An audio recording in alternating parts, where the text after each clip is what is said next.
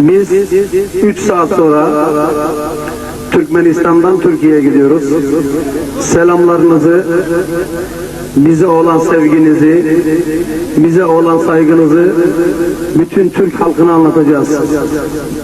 Biz artık Türkmenistan'la kardeşiz. Kardeşliğimiz ta seneler evvel gelir, yıllar evvel gelir. Şimdi taze birbirimize alışıyoruz.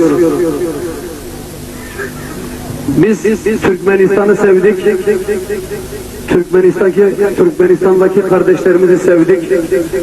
Onlar da bizi sevdiler. Onlar da bizi saydılar.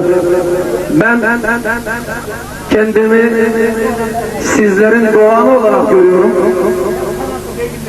Allah Türkmenistan'ı korusun. Eyvallah.